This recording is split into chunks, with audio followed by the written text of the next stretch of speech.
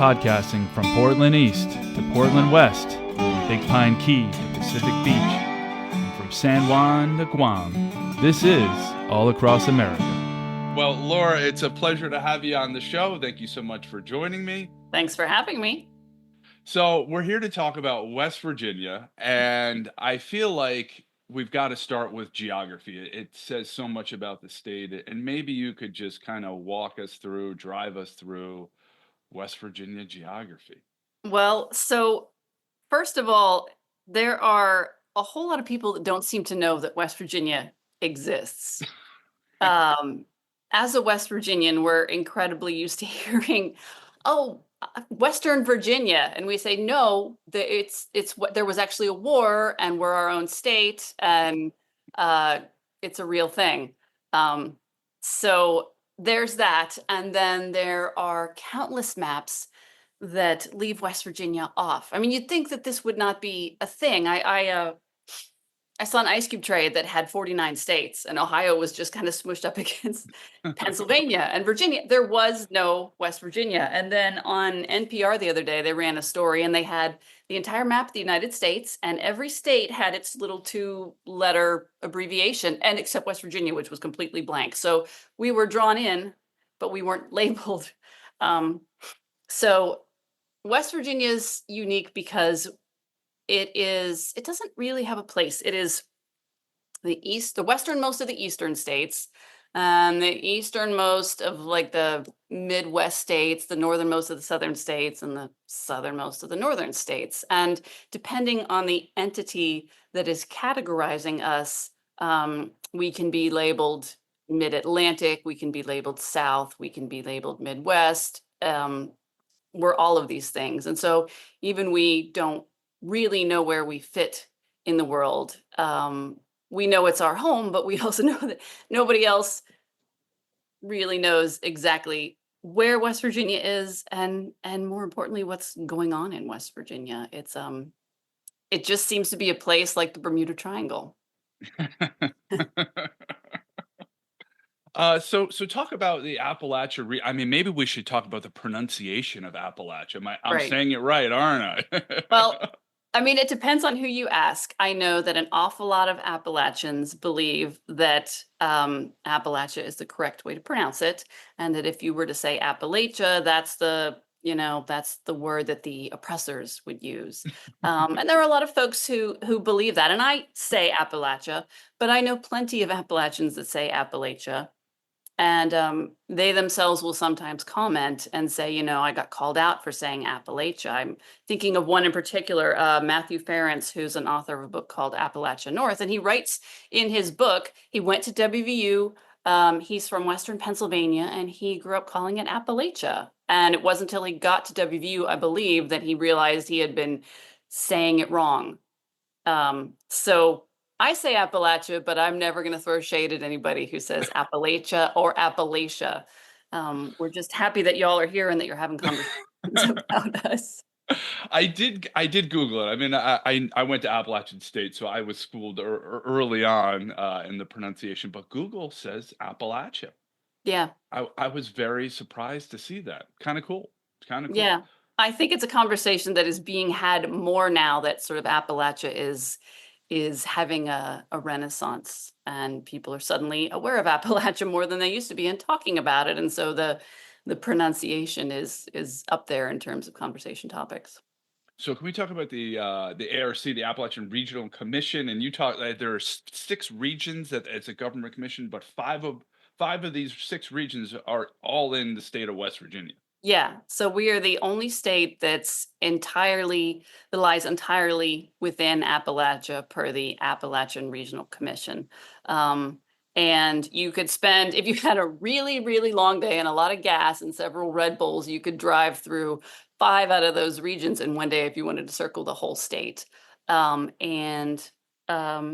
In particular, so I live in the northern panhandle of West Virginia, and that is considered Northern Appalachia. And there is a movement growing up here in Northern Appalachia to sort of distinguish ourselves, because Pittsburgh isn't necessarily the first thing that comes to mind when you think of Appalachia and Maryland.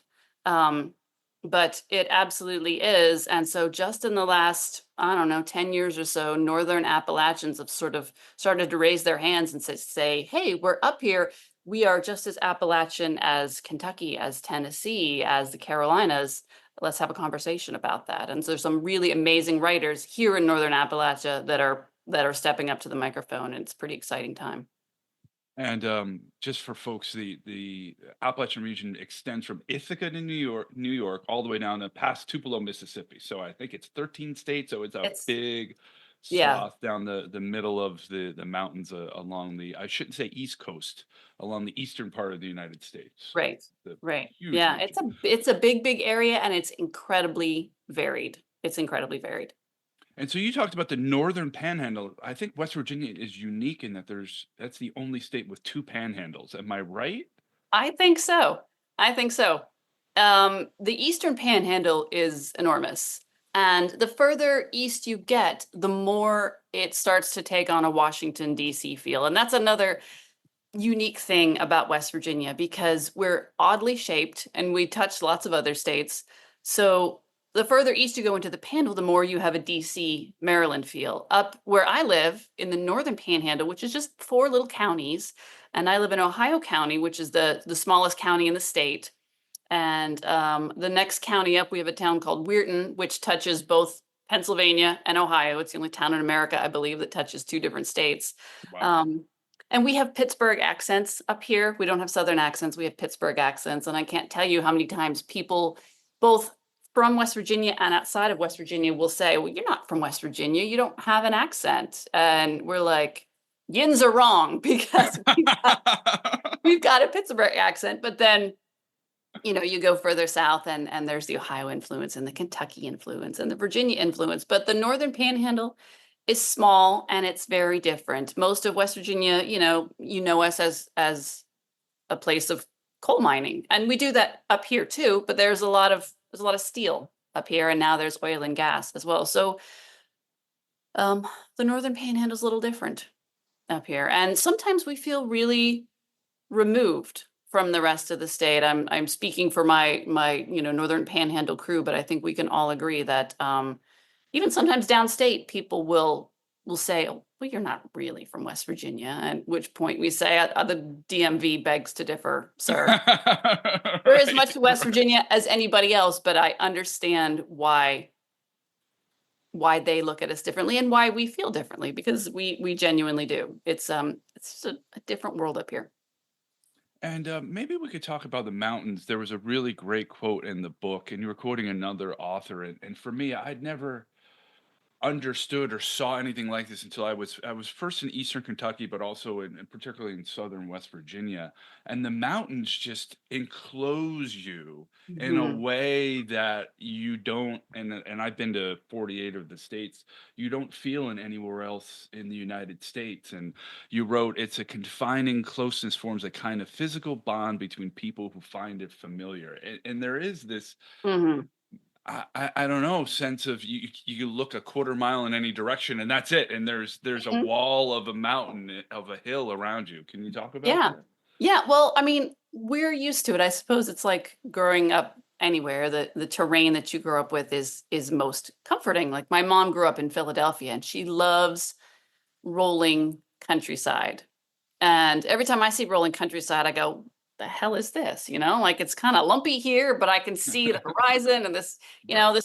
these are wimpy little undulations in the earth. And that, we're used to that tightness.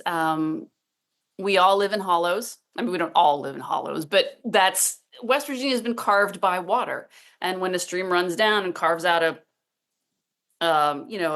ravine, that becomes a hollow, and that's naturally the places where we tend to gravitate. So we all have these tight spaces, um, and then West Virginia is heavily, heavily forested. So we don't actually see the sky that much, and that in itself, like I said, is comforting. We feel snuggled in, we feel tucked in, um, and it also has a way of making the rest of the world feel pretty removed. We feel protected here. We feel protected from severe weather, at least in our mind, we feel protected. We don't get a whole lot of tornadoes. We certainly get floods and we certainly have gotten derechos, but generally speaking, it's like being in a bubble. And I'm always amazed when I go out west. The mountains are massive and they're very, very different from ours. And the spaces are huge. When you go out west, I remember the first time I went to Montana, I understood what they meant by big sky country. Everything is just big out west. It's just huge, especially to a West Virginian. You can see so much of the horizon. You can see so much of the sky, so much landscape, and we're absolutely not used to it. Um, but especially in flatter places like the Midwest, and I lived in Florida for just a little while when I was in college, you kind of feel exposed, like almost like something could get you. And Like a hurricane. monster under the bed type thing, but it feels like you just don't feel quite as protected. And so the mountains are comforting to us because that's what we know. And I think we sort of trust them as these, um, oh gosh, eons old centuries that guard us from whatever, whatever might challenge us. The mountains have always been here and we know we can count on them. I mean, when you say always, I mean 600 million years. Yes. Yes, 600 million years compared to Right. like Mount Everest, which I believe is 60 A million little years. baby. Yes. Yeah, it's even I will go out west. My brother lives in the Pacific Northwest and we've skied in the Rockies and I've seen all the mountain ranges in the United States for the most part and they're far more jaw-dropping. When you fly into Jackson, Wyoming, for example, and there are the Tetons, it just your mouth falls open. There's you're without words, um, and that's not the case here. And it took me a long time to realize the value in very, very old things. I used to think, oh, our mountains are so boring, especially when I was young. It was so fun to go out west and see these miraculous, rocky, rugged landscapes, and then come home and think, well, these are just boring, green, low mountains. But those mountains are phenomenally old, just phenomenally old. And I love when they talk about the New River, how the New River is supposedly the second oldest river on Earth next to the Nile. It's flowed in the same bed. Um, I can't even remember the number of millions of years, but the New River is ancient. And everything about West Virginia is ancient. And I take tremendous comfort in that. And the older I get, the more I respect that and just see so much value in living in a place that is this old. So the Allegheny Front, you talk a lot about that. Can you explain what that is? Yeah, so I am by no means an expert on geology or probably anything we're going to talk about today, but um, I did a lot of research on geology for the book, um, and so West Virginia is mostly on a plateau, and it's a sloping plateau. It slopes up from west to east, and a good bit of West Virginia has been carved by rivers. Most of West Virginia has been carved by rivers. And when I was a kid, my dad used to say there were mashed potato mountains and there were long mountains. And so a mashed potato mountain is like a round mountain, your average round mountain. And these have been carved by streams. So water has gone across the plateau and carved out the hills and the mountains. Well, then you get to the far eastern part, and the eastern part of the state is called the Ridge and Valley Province, and it's where two continents crashed together millions and millions and millions of years ago, and so the mountains folded up. And I believe there are 14 ridges, and for the entirety of the Ridge and Valley Province, which goes through many states, there are, I think, these 14 ridges, and sometimes they're much closer together, and sometimes they're much wider apart, but it's the same number of wrinkles. And these are the highest high mountains. And then the boundary between the two is the Allegheny Front. So you're going east, you're going up the Appalachian Plateau, you rise and you rise and you rise, and then there's like a shelf, and the land drops away into the Ridge and Valley Province. And our highest mountain in West Virginia is Spruce Knob, and that sits atop the Allegheny Front. So really feels like you're on a super duper high mountain, but really it's the edge of a shelf. So it's a bit of a um, of a misnomer that it's I mean, it is a mountain, but it's a top of a shelf. So that's the delineation between the plateau and the Ridge and Valley province to the east, which is, and then you get to the Blue Ridge Mountains and that kind of thing. So that's what's interesting about West Virginia is there are two types of mountains, and the vast majority have been carved out by water. And so you mentioned the Blue Ridge Mountains, which are Oh in boy. West Virginia, but Yeah. Yeah. So, I mean, this is going to lead us to the John Denver thing for sure. The Blue Ridge Mountains do. naturally. If you want to go see what John Denver was singing about, you go to Harper's Ferry. The Shenandoah River flows through Harper's Ferry. Been there. You Beautiful know, there's a town. little smidge of Blue Ridge Mountains in the Eastern Panhandle. I believe there was a performance once in Morgantown where he, instead of saying Blue Ridge Mountains, Shenandoah River, he said Allegheny Mountains, Monongahela River. Kind of it's a bit of a Doesn't mountain. have doesn't have the Doesn't same really ring have the to same ring. it. No, not Sorry. even a little bit. Not even a little bit, but that would have been far more accurate because the Blue Ridge Mountains really aren't ours. They are Virginia's and Eastern Maryland's. And, you know, it's come out.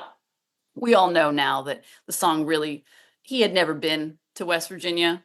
And the songwriters were driving through Maryland, I believe, when they came up with the song. And they even said, um, they were looking for a four-syllable state in the end, and it came down to either Massachusetts or West Virginia. West Virginia seemed like a really exotic place, so they went There with you West go. Virginia. But number one, when you mention the song and its inaccuracies or its misrepresentation of West Virginia to a West Virginian, we get all prickly and we puff up like a chicken. We go, "Yeah, we know. Shut up. We know. Yeah. No, you're singing it anyway." I don't know if you saw in the Super Bowl just the other night, they I played. saw that commercial. Yes, I was like, perfect. everybody, I could almost hear my neighborhood rise up, holler, everybody around me, because at first it was a commercial, and all the West Virginians thought that commercial was a regional commercial. We didn't realize the rest of the country was Yeah, seeing it same too. same thing. Yeah. And then they cut to the crowd, you know, 65,000 people all swaying back and forth and singing that song, which is the most popular song of all time. This song plays all over the world. You can go anywhere in the world, and if you pass a bar, eventually you're going to hear that song. They go bananas for it. I had a friend who taught in Asia for quite a while, in Thailand, and they love that song there. I know they love it in Germany. I've heard it in South America. So we're awfully proud of that, even if the Blue Ridge Mountains are just, you know, not really ours, you know, but we'll fight you about it if you want to bring it up. I did get a chance to watch the footage John Denver in 1980 at the opening of the Mhm. new West Virginia football stadium, and he Yeah. did a, pretty cool rendition of that. And I think it was Rockefeller, who was the governor at the time, got booed introducing John Denver. I was like, that was a pretty hard thing to do to get, John Denver to helicopter in and open up the stadium with the Yes, police. I I don't believe the know. story goes that he kind of just blew in and then blew out super fast. He didn't really have time, but they flew him in. He ran to the field, sang the song. Everybody bawled, um, and swayed and cried and hugged each Yeah, other, and then he split. But it was a moment that West Virginians have never forgotten, and it always plays at Mountaineer games. I mean, it used to yeah. play at the school assemblies when I was in elementary school. My dad used to play it when he would take us for ice cream in his Mustang. You know, it was ubiquitous. It's everywhere. It's very much a part of our lives. That song. Yeah, yeah. I mean, I think in terms of college tradition, seeing the whole crowd singing after a West Virginia football win, if the Duke Blue Devil is on one side, the West Virginia is on the complete opposite end of like just one of the coolest college traditions. It's pretty amazing, and anybody It's listening in, moving. just Google YouTube it, and it's there's nothing We like it. People howl when they get to the chorus. People just throw their heads back like geese and just "Rah!" And we also do it. There's a habit of when you cross the state line, especially if you don't live in West Virginia anymore. It's very common to put that song on when you cross the state line. And Oh wow, okay, yep, all right, yeah, that's kind of a tradition because our billboards say "Welcome to Wild, Wonderful West Virginia," and so right, right. that's a tradition as well. Well, I speaking of West Virginia University, I know that you're a science writer at the school, and maybe we could turn a little bit towards your book and some of the writing there. You've got a picture of a possum on the front cover and I do, some a Virginia possums opossum. with your thumbnail picture on the back. It's the possum is not the most, shall we say, beloved creature. But I mean, I learned some pretty cool things about. Can you tell us about your interest in possums? Yeah, yeah. So, I have to admit that opossums didn't really cross my mind a whole lot. When I was a kid, I worked at the zoo here in Wheeling. I was a docent, and so they had some opossums, and it was the docent's job to showcase the opossums. And I always really liked them. They have these, they're not quite opposable thumbs, but they have these thumb type fingers called a hallux, and it allows them to cling. And so they would cling to your shirt, and you could wear them, just wear them around your, on your body. And they're such amazing creatures. And then I kind of forgot about them. And I think it was in grad school that I was writing when I was getting my MFA. I was writing humor, and I had written. I don't even know what sparked it, but I wrote this. It was a eulogy for a possum, and the idea was that he kept dying. They kept thinking he was dead and having a funeral for him, and then of course he would wake up. Um, and so I read this a couple times, just at open mics and stuff, and people laughed and laughed and laughed, and so I got a little more into opossums and I did more research. And then the picture on the back of the book is me with four opossums on my head and neck and sort of buried in my hair, and they're babies. And at that point, I had wanted to meet an opossum as an adult. I even thought, how cool would it be to have an opossum in West Virginia? There are not a lot of laws that support wildlife rehabilitation. It's not a very wildlife rehabilitation friendly state. But I had a friend who was helping out some babies that had lost their mom, and she, got them healthy and then sent them back out into the wild to be proper opossums. But she was kind enough to let me and my son Ben go up there and meet these opossums, and there's just all over us, and friendly and sweet. And the opossum is so misunderstood because I mean, they've got the rat tail, and there's no doubt that they'll eat garbage. And they're just kind of scarfy looking little varmints. You see them flattened everywhere. There are more possums killed on the road in the United States than any other species by Wow. far. Okay. Yeah, and it's because they eat carrion, and they're not fast. If you've ever seen one, they just kind of waddle along. There. Lovely. Um, Yeah. but I don't really get the sense that most people know opossums. I think that's changing though, and maybe it's because our society is suddenly obsessed with being anxious. We're all anxious. We're all cringy, and the opossum is an anxious critter. When it is confronted, it opens its mouth and it hisses and it drools, and they have really like a mouthful of teeth. But the opossum it's all bark and no bite. Um, I mean, I've seen videos where people see a hissing opossum and they just pick it up and cuddle it, and the opossum goes, "Oh my Oh. God, what's happening?" But it doesn't do anything. And so that often will trigger this fainting response that we Aha. call playing possum. So Gotcha. anyway, they're Okay. so cringy and they're so anxious that um, in our modern anxious times, we've started relating to them more. And maybe it's just social media algorithms. Maybe it's just because I like possums and they're continuing to show up. Um, but word is spreading Yes. about the value of opossums and what they do and what they don't do. Like they don't hang from their tails. And they're not they will get into a chicken coop. There's no denying that, but they're not killers. They're really just they only live 2 years, 2 to 3 years at the most. They have lots of litters, and then they pass on. It's a short life if you're an opossum, but they're such a miraculous critter, and they're North America's only marsupial. Which the kangaroo family. Yes.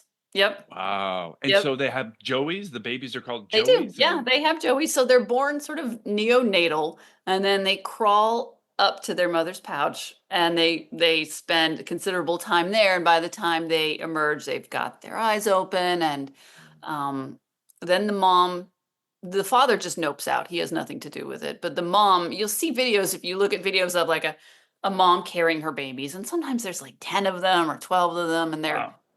they're lying on her back, and she's just trudging along, sometimes out in the just trudging down the sidewalk, and she looks like every mom has felt at one time or another, dragging your kids through the grocery store or shuttling them to school. She just plods along with all these babies hanging off of her. So, mad respect for the opossum moms out there. But what a remarkable creature. And, the more I talk about them, the more I meet people who say, yeah, I love opossums. They're so cool. And, um, it has been believed until recently that possums are really good at tick control. Right. And then after I sent the manuscript in, for publication, I read a brand new study that said they might not actually be as good at tick control as we originally I see. believed. But you will find them in the garden eating anything, eating insects and whatever they can get their little paws on. Yeah, your statistic in the book was they eat up to 5,000 Hmm. ticks. Was it Hmm. like A a night or day, a a year, a year? year. Yeah, a year. Wow. And that's what they say. Again, this new study casts a little bit of doubt on that. So I need Right. to follow the opossum research. Um, Right, but right. either way, what a cool animal. And the naked tail thing is just part of their charm. Just have to get past the naked tail. That's right. I mean, I think it's also the at night when you see them and their, like, shiny green eyes can be Hmm. a Hmm. little off-putting to some people, but, Yeah, I they're think I startling. have a newfound appreciation after having read your book, and particularly the tick thing, even if scientists say they're not as, Yeah.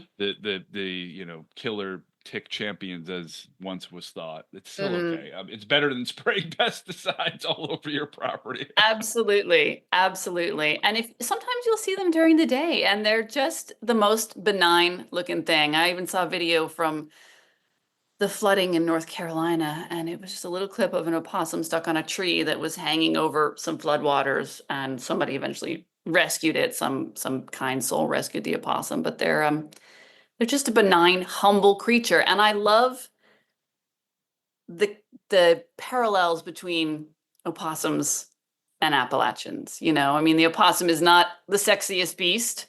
It's got a reputation. It's got sort of an uphill battle to prove itself in the world. It's misunderstood.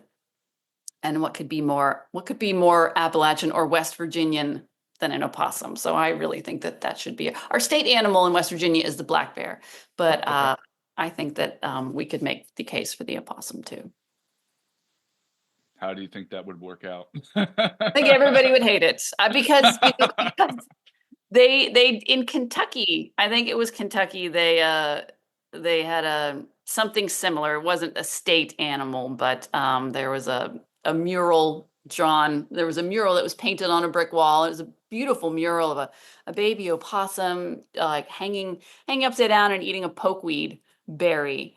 And I read that the townsfolk had a lot of feelings about the Hmm. opossum, and some thought it was spectacular, but a lot of them thought, why are we hanging a garbage eater on our brick walls here?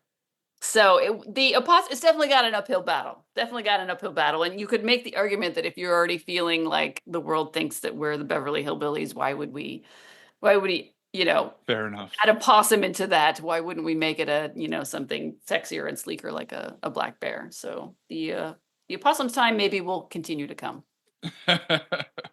You also write that the Central Appalachian hardwood forest is the second most diverse ecosystem on Earth after Hmm. the Amazon rainforest, which is crazy.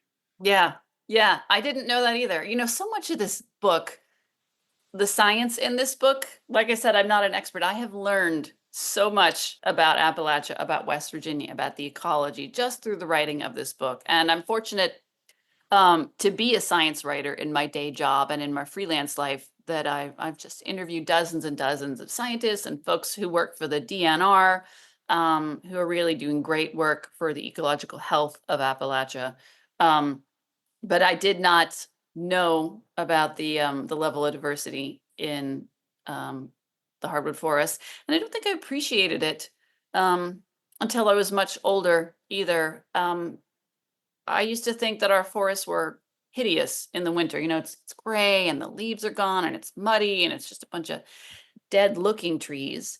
Um, and when you go to the Pacific Northwest, it's green, beautiful pines and conifers, and it smells wonderful, and the wind whistles through the trees. And um, how could a brown, boring forest possibly, compete with that? But I've gotten new appreciation for it now that I understand about the diversity. Um, so there's so much going on in the Appalachian hardwood forest. It's you could just look at a tiny patch on the ground and you could see a phenomenal amount of life, and it just really speaks to the need for conservation. And also, um, it's a carbon capture thing too, and too much deforestation will release all of this carbon that's been captured. And so there's it's important there too. It really plays a huge role in the big picture.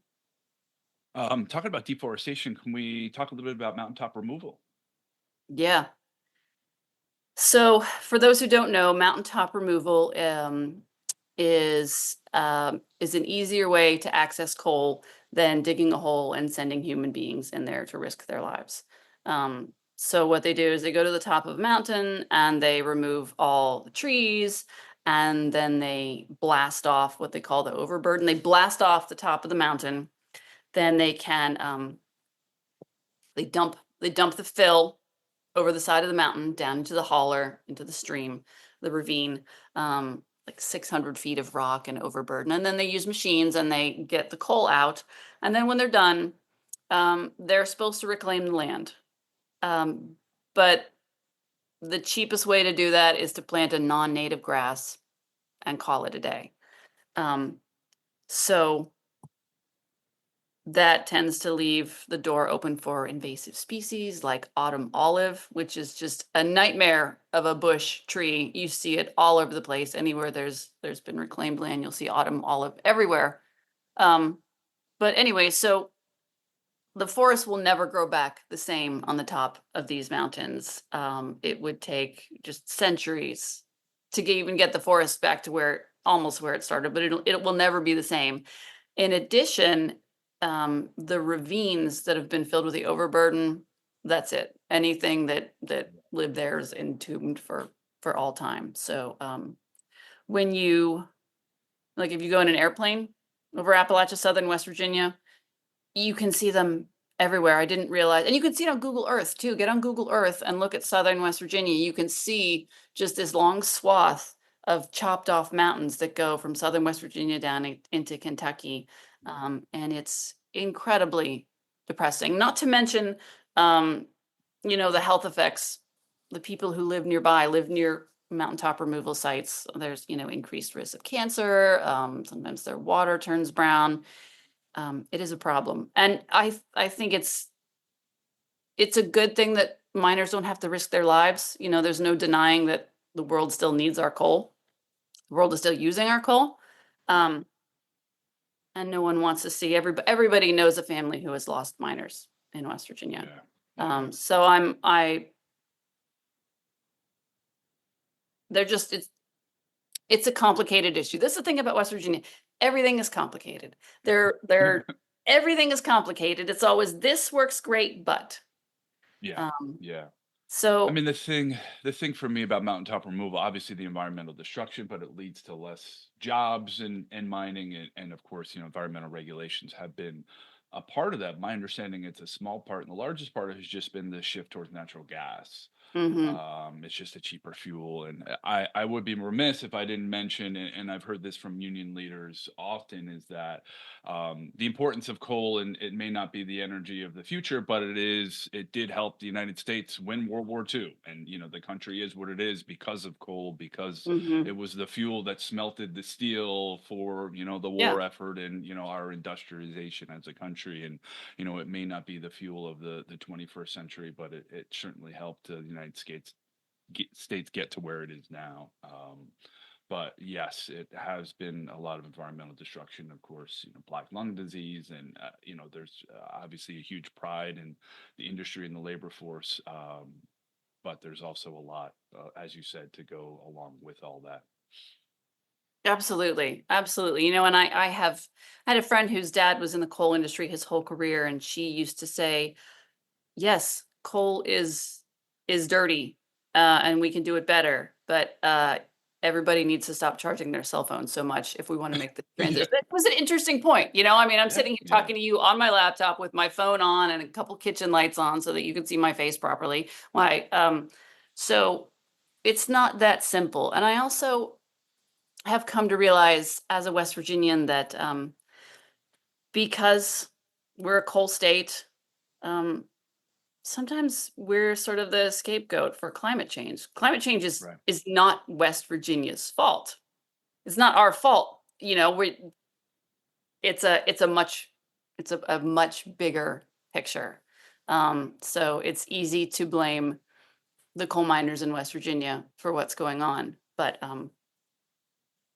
it's a different life here. If you're a coal miner, if you got to feed your kids, you got to be able to afford your medicine. You got to worry about black lung. You got to worry about losing your jobs. And I am first and foremost an environmentalist, and I'm absolutely, I support the search for alternative energy. But like I said, it's very complicated here in West Virginia, and we've never been able to reap the benefits of the work that we've done. We've been digging coal out of the earth for a long, long time. And we're poor, we're poor, we're uneducated, we're sick. Our politicians don't really look after us here. And we've never been able to keep any of the fruits of the labor that we've performed. So there are a lot of feelings about coal in West Virginia, and the older I get, the more I understand all of them from a perspective. But the mountaintop removal guts me when I'm driving around and I look up, and it's terrible. It's orange, it's gray, it's black, and it's hideous. We have this state in the summer is just emerald green, and you can see the wind as it sort of rolls over the mountaintops. It waves like sort of like wheat. Um, Yeah, it's stunning, and then all of a sudden there's the dead body of one of these ancient mountains, and yeah.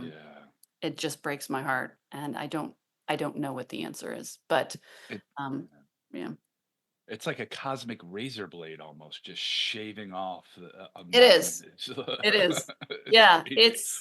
it's depressing. It really is. And as an environmentalist, it feels incredibly hopeless. And there is an essay in the book about caddisflies, and when I was in college, um I worked for a family. The wife, Kathy Stout, was designing jewelry. So caddisflies make these cases out of rocks. They live in the stream. They make these cases out of rocks. They crawl around with their cases, kind of like a hermit crab, and then they go into their cases and they mature into their final form and they hatch and fly away. Um,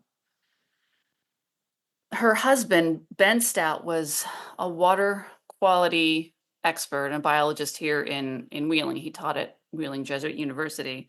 And his life's work was educating people about mountaintop removal. And, he was in on court cases. There was one instance where he took a judge in some rubber boots in the winter out into a stream to see the damage that the mining had wrought. Um, So that was 25. How old am I? That was 25 years ago. So it's been a long battle, and it's by no means over. Yeah. There was an interesting word that I had never heard before, and it was, I guess, a lawsuit brought about the increased incidence of childhood cancer Mhm. amongst people living close to mountaintop removal sites. And it's such a big word that the lawyers got it wrong. They spelled it wrong. Consanguinity? Consanguinity, but they spelled it consanguinity, I believe. So what they were saying was that you all are sick. You're not sick because of mountaintop removal. You don't have poison water and cancer because of mountaintop removal. You have poison. You're sick because you're inbred. Consanguinity, shared. bloodlines. That was their explanation. And boy, that was offensive. And they retracted that statement pretty quickly. But like I said in the book, the damage was already done. That was a whew, They thought they could sneak it in there with a $2 word. if if you think a West Virginian hasn't heard every possible incest joke, I mean it's the lowest hanging fruit. We've heard the joke about that. We've heard about the joke about our cousins, and we've heard the joke about not having any teeth. It's do better, you know. We will Yeah. respect you if you come up with a zinger, but we've Yeah. heard most of I'm them by now. I mean, because of that, do you think that's why West Virginia has so much pride? I mean, I could think of only second, maybe to Texas in terms of like Hmm. state Hmm. pride and West Yeah, Virginia. Do you think it is part of that shared experience? definitely. Definitely. I mean, we're in this together. And I say repeatedly in interviews that it's like living in a fishbowl here. We're all in this fishbowl together, and nobody knows what is going on in this fishbowl. And we work so hard to invite the rest of the world in and to say it's pretty beautiful in this fishbowl, and we're pretty decent people, and we'd love for you to come visit our fishbowl and see what it's about. Um, and sometimes people do, excuse me, and they go home and they say that's the most beautiful place I've ever been. But how do you convince people to come to a state that everybody knows as a dirty slag heap of, dusty hillbillies that have no teeth and have possums in their kitchen and that kind of thing? So we have tremendous state pride, and I would argue that we might have more than Texas. If you go All right. anywhere in West Virginia, you will see people wearing West Virginia stuff. A lot of times it's WVU stuff or Marshall University stuff. I'm wearing a t-shirt that says Mountain Mama. All right. Now, everywhere you go, you will see people wearing West Virginia themed stuff, and it's how we recognize each other out in the rest of the world. Um, and yet, the irony of all of this is we're so proud to be West Virginians, but we're also so desperate at times to be anything else and to be anywhere else. And that really is at the heart of my book, is this contradictory nature of being a West Virginian. You love it here. You feel protected by the mountains. You feel like the mountains, they're in our DNA, they're in our bones, our bodies. This state is made of our bodies, and our bodies are made of the earth in this state. And yet, despite the long family history and this almost sort of pagan nature worship, which I personally consider myself a pagan, but we have these just deeply spiritual connections to the wild places. Um, at the same time, it's a hard place to live, and a lot of us don't want to be here. I mean, I woke up this morning and thought, "Oh crap, I'm still in West Virginia," and that's the thing about being a West Virginian. You want to leave. And sometimes you encourage your kids to leave because they might have more success somewhere else.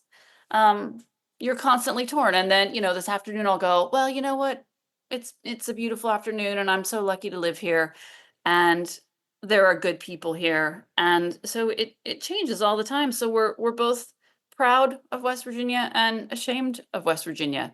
And I don't think that's ever going to change. And I don't think even the expats who leave, very few of them don't sort of come back to West Virginia and take a picture of the sign, that says "Welcome to wonderful West Virginia."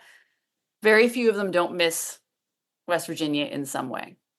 So I don't know if I've done a good enough job in this book of explaining that complexity or not, but I certainly tried, because I suppose it's something that maybe you have to feel if you're a West Virginian. But it's a very dichotomous set of feelings. Every day, I think, "Why am I here?" And then I think, "God, I'm so glad I'm here." Well, maybe we could talk about those beautiful wild places, the New River Gorge, the New Mhm. National Park, Dolly Sods, Monongahela National Forest. We have so much wilderness here, and, um It's largely undiscovered. So Dolly Sods, you mentioned, that is a very high plateau in Tucker and Grant and Pendleton counties. And it's one of the wildest places, if not the wildest place in West Virginia. The wind just screams across the plateau. And it's a protected area, and so you can hike there and stuff. Um, and it's very cold because it's high, but it's adjacent to a place called Canaan Valley, which is also a very high valley. People go there to ski, and so this is just a high place in the state, and it's a unique ecosystem. It's sort of a Canadian ecosystem. Um, and it's sort of one of our crown jewels. And then the damn Washington Post did a story about it Uh-oh. some years ago and told everybody All about the riffraff. uh, so now when you go to Dolly Sods, you almost can't go on a weekend. And Really? people love Dolly Sods. But it's being loved to death. This is the problem. Yeah. Um, uh, these wild places are so important to us, and we feel like they belong to us. And we want to share those with you, with everybody else, because we want you to see how beautiful they are. We want you to experience this, and we want you to know that this is West Virginia. At the same time, when we see the Virginia license plates, we go, oh crap, they're here. So again, going back to that same theme, it is complicated. We want people to come. We want people to see this and to share in it. And of course, we want your tourist dollars. If you have a small business in a place like Fayetteville at the New River Gorge, we want you to come and spend your money and buy our cheese and our wine and our crafts and, come to our restaurants. We need that desperately.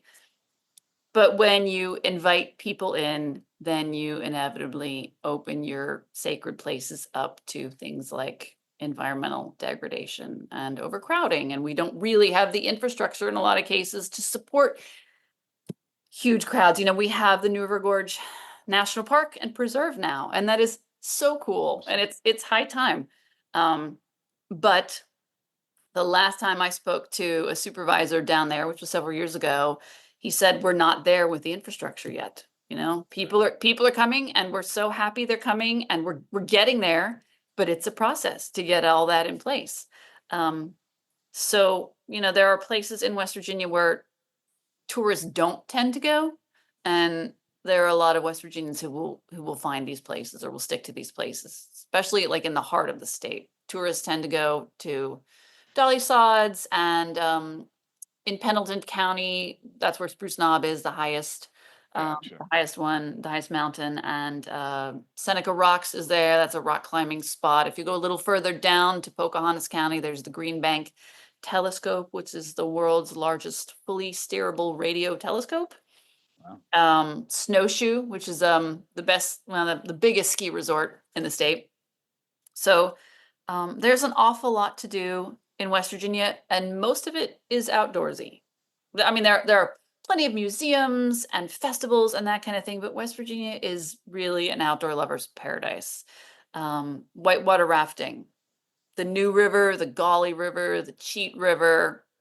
There's no shortage of places to get wet or to catch Yeah. a fish or anything like that. And so um, that's the most important thing in the world to me, is the chance to just float down a river among the mountains, float down the Cheat River or the Greenbrier River. It's these are the places where I find more peace in the world than anywhere else. And in those moments, I feel like I never ever want to leave West Virginia ever. That I'd be quite content to die here and lay my bones on the side of the mountain. Well, I mean, you're an Not amazing today, but spokeswoman. Yeah. you know, maybe in Yes. 200 Yeah. years or so when I've Yes. really, Yeah. really done it all. Well, you're an amazing spokeswoman for the state. Oh, thank you. Anything we haven't covered yet? Anything else you want to tell us about? Well, I did want to mention that, it's been such a honor and a privilege and a joy to tell the story of West Virginia through my eyes. But it's also important, if you've read my book, to read other voices. There's a lot of amazing writers of color and queer writers in West Virginia. And they've got some phenomenal stories to tell too. So I would always encourage readers. My experience is not everybody's experience in West Virginia. Right. And it's important to look at all of them and to hear all of the stories, because we all come from vastly different places. And some things we have in common and some things we don't. So I always encourage people to look at diverse voices in Appalachia and make sure that you're giving them some consideration too. All right. Well, the book is called Deep and Wild on Mountains, Opossums, and Finding Your Way in West Virginia. And Laura, how could people find out more about you? Well, they can go to my website. It's laura-jackson.com. They can go to Autumn House, my publisher's website. That's autumnhouse.org. Um, you can reach out to me on social media. My handle is that West Virginia, well, that WV writer, that WV writer. Um, and I'm also a member of West Virginia Writers. So that's an awesome organization too. And you can find Great me to hear. and a lot of miraculous, very talented West Virginia writers through that organization. So that's one worth checking out too. All right, Laura. Well, thanks for being on the show. Thanks so much for having me. All right.